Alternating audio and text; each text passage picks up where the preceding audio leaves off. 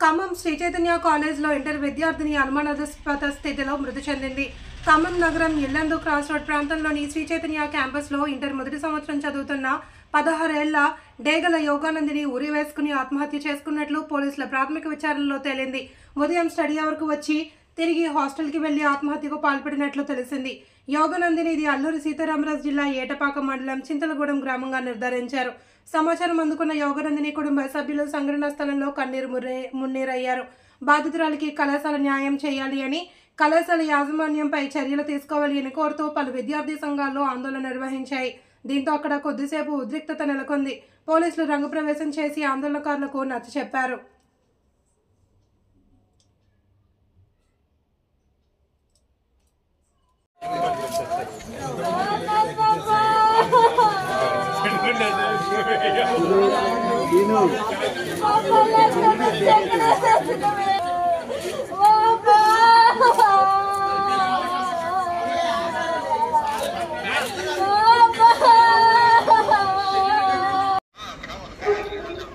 ఏం రాలేదు అది సారే ఫోన్ చేసిండు. మెడిప్లీస్ కొట్టినా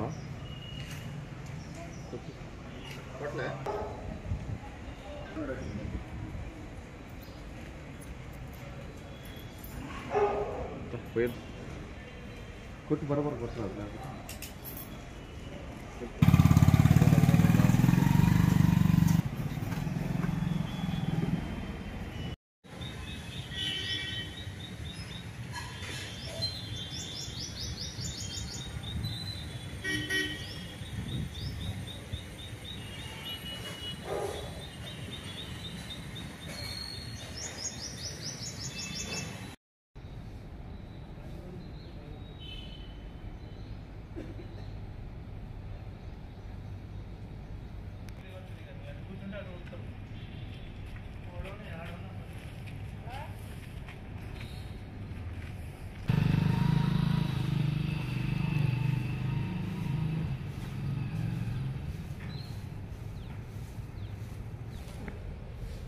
అసలు ఆమెది ఏం లేదు, ఫోటో వీడియో అలాంటివి ఏం లేవు.